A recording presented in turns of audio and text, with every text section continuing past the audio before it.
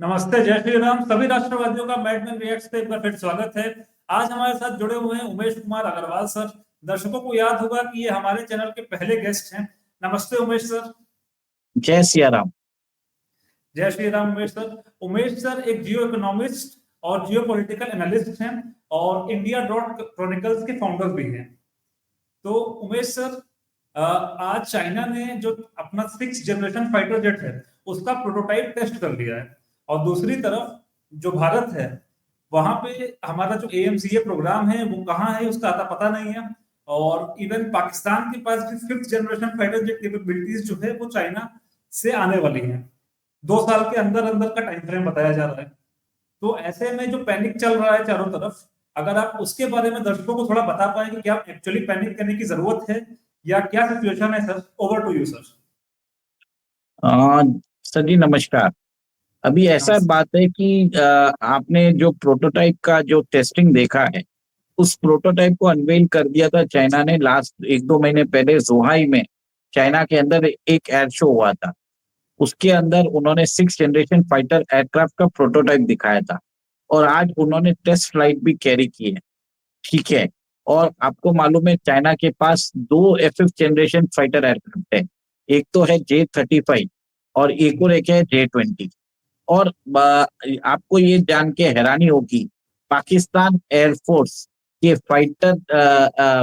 Fighter pilots China में जाके 6 महीने से ट्रेनिंग ले रहे हैं। ओके। और भारत के अंदर आज की डेट में हमारे पास 30 से 31 स्क्वाड्रन के फाइटर जेट्स होंगे। एक स्क्वाड्रन में तकरीबन 18 जेट्स होते हैं। ठीक है। और कन्वेंशनल वॉरफेयर जीतने के लिए जब चाइना और पाकिस्तान हमें 2 फ्रंट वॉर की जरूरत थी, तब हमारे पास मिनिमम 42 स्क्वाड्रन के फाइटर एयरक्राफ्ट होने की जरूरत थे। ठीक है। जो आज घट के 31 स्क्वाड्रन हो गए।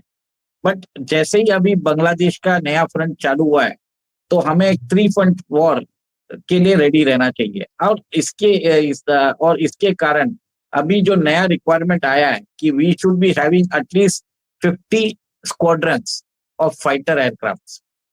और उसके अंदर भी भारत के पास आज की डेट में जो लेटेस्ट फाइटर एयरक्राफ्ट है वो सुखोई 30 MKI है और रफाल है और तेजस है। रफाल हमारे पास 36 एयरक्राफ्ट है जो आपने देखा था। और उसके अलावा सुखोई 30 MKI हमारे पास तकरीबन 270 फाइटर एयरक्राफ्ट है। तेजस मेरे ख्याल से हमारे पास 18 से 20 होने चाहिए। बाकी जो भी एयरक्राफ्ट है जैसे MiG-21, MiG-29, मिराज और जैगवार, ये सब 40, 50, 60 साल ओल्ड है और इनको बहुत पहले डीकमीशन कर देना चाहिए था। जबकि हमारा MiG-21 जिसने पाकिस्तान के F-16 को हमने मार गिराया था तो कुछ सालों पहले, वो 60 साल पुराना है। वो उसको बोलते हैं एंटीक फाइटर एयरक्राफ्ट।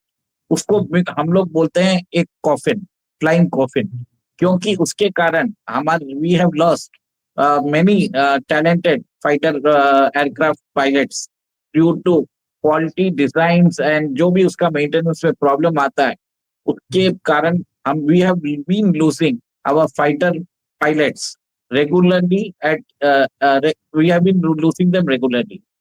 तो अब क्या है कि आपने देख लिया कि चाइना 6th जनरेशन है और पाकिस्तान के पास 5th जनरेशन आने वाला है।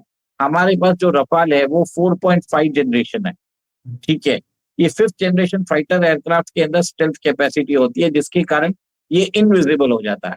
6th जनरेशन फाइटर एयरक्राफ्ट ऐसा है जो बताया जाता है कि ये वर्टिकली ऊपर भी जाके स्पेस के अंदर जा सकता है, स्पेस में जाके री एंट्री ले सकता है। It will be AI enabled. उसके अंदर जो डिसीजंस होंगे, ये डेटा सब सारे फैक्टर्स डेटा हर जगह से कलेक्ट करके पायलट को बता देगा कि क्या डिसीजन लेना पड़ेगा। तो it will be AI enabled as well. तो मेरा ये मानना है कि आगे जाके भारत का जो 5th जनरेशन फाइटर एयरक्राफ्ट है वो उसके अंदर we need to expertise that program. ठीक है। और हमारा जो एमका है उसको कम से कम 10 साल लगेंगे। तो अब बात हो रही है भारतीय सरकार की, वो सुखोई 57 लेने का उन्होंने मन बना लिया लगता है। मीडिया रिपोर्ट्स तो यही बता रही है। सुकोई 57 भी एक 5th जनरेशन फाइटर एयरक्राफ्ट है। और जी। अगर बात मानी जाए, अगर ट्रम्प एडमिनिस्ट्रेशन के साथ हमारे रिश्ते अच्छे रहे तो हम शायद F-35 भी ले सकते हैं। बस यही बता रहा हूँ। Okay sir. तो सर लेकिन इन चर्चाओं को भी अगर हम देखें तो काफी टाइम हो गया, लगभग 2 सालों से हम ये रिपोर्ट सुनते आते हैं कि भारत का जो 5th जनरेशन की इमीडिएट रिक्वायरमेंट्स है, या तो वो Su-57 या F-35 पूरा करेगा। और जो इवन एरो शो हुआ था, मैं पर्सनली भी गया था, तो मैंने देखा था कि F-35 आए हुए थे यहाँ पे। लेकिन उसके बावजूद ये 2 साल से टंगे हुए क्यों है ये पूरा प्रोसेस? ऐसा क्या इंडिया के साथ जियोपॉलिटिकल लैंडस्केप में ऐसी क्या प्रॉब्लम आ रही है? क्यों नहीं ट्रस्ट कर पा रहे हम यूएसए को या इवन रशिया को भी, क्योंकि इमीडिएट नीड तो दिख रही है, तो हम डिसीजन क्यों नहीं ले पा रहे? देखिए, रशिया के साथ हम 5th जनरेशन फाइटर एयरक्राफ्ट बना रहे थे। 2018 में हमने अपने आप को इस प्रोग्राम से अलग कर लिया और हम अभी हमारा एम का प्रोग्राम चालू कर दिया था हमने। और तेजस जो हमारा जो होम ग्रोन फाइटर एयरक्राफ्ट है, सिंगल सीटर, उसके लिए जो इंजन है 404, वो अमेरिका नहीं दे रहा है। ठीक है, तो अमेरिका पे विश्वास थोड़ा कम हो चुका है। भारत के पास ऐसे भी कंस्ट्रेंट है क्योंकि रूस अभी यूक्रेन वॉर में अटका हुआ है। उसने जो 2 बैटरी है S-400 सिस्टम्स की, वो भी नहीं दे पा रहा है। भारत ने अभी अपना खुद का इंजन जो कावेरी है, उसका in flight testing for use in unmanned combat aerial vehicle का जो इन फ्लाइट टेस्टिंग वो करने वाला है, कल ही बात हुई है। इसके कारण अब ये इसको बोलते हैं कि भारत आगे जाके इंडियन टेक्नोलॉजी में सेल्फ सफिशिएंट होगा, पर इसको भी करने में हमको 4-5 साल लग जाएंगे। तो अभी बेस्ट केस सिनारियो ये है कि हम शायद सुकोई 57 और F-35 दोनों ही ले लें, पॉसिबिलिटी लग रही है मुझे।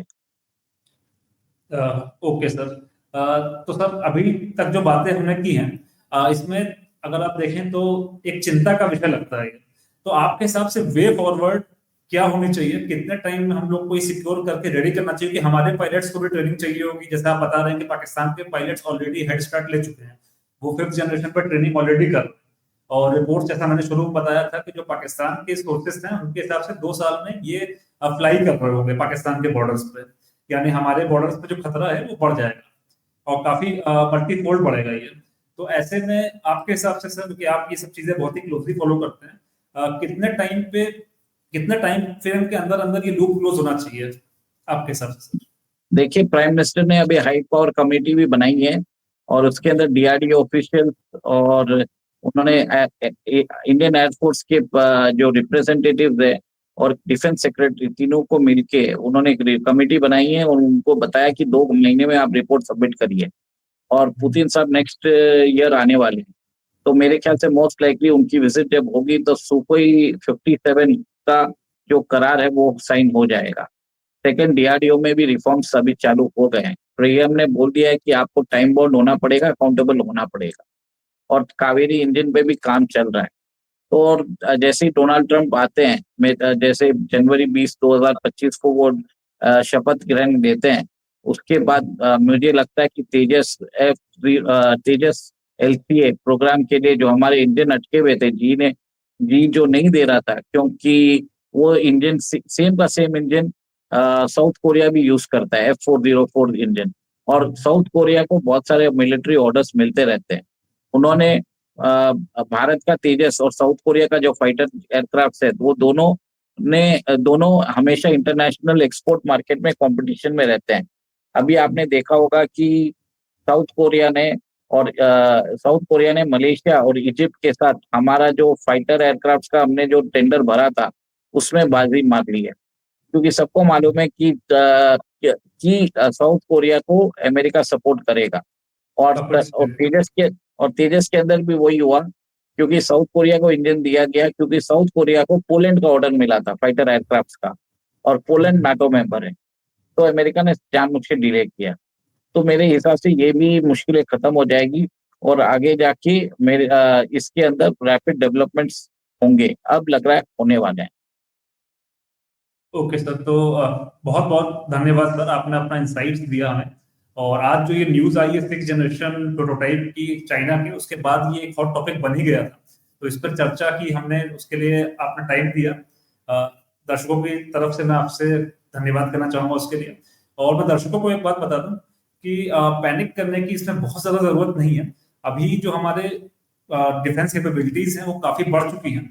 प्लस हम भले ही फाइटर जेट प्रोग्राम्स में थोड़ा पीछे दिख रहे हैं, मगर ड्रोन वॉरफेयर में या और भी अन्य वॉरफेयर में हमारे भी जो लोग हैं वो लगे हुए हैं और आत्मनिर्भर भारत के साथ लगे हुए हैं। ऐसा नहीं कि केवल एक्सपोर्ट कर लिया, इंपोर्ट करके मंगा लिया। तो इसलिए थोड़ा डिले जरूर है, मगर विश्वास रखिए हम लोग सुरक्षित हाथों में हैं। और इसी के साथ उपेश सर मैं इजाजत चाहूंगा आपसे। नमस्ते, जय श्री राम। और दर्शकों का निवेदन है कि मैडमैन रिएक्ट चैनल को सब्सक्राइब करें, लाइक करें और इस वीडियो को ज्यादा से ज्यादा लोगों तक शेयर करें। नमस्ते। नमस्ते जय उपेश श्री सर। राम। जय जय श्री श्री राम। राम।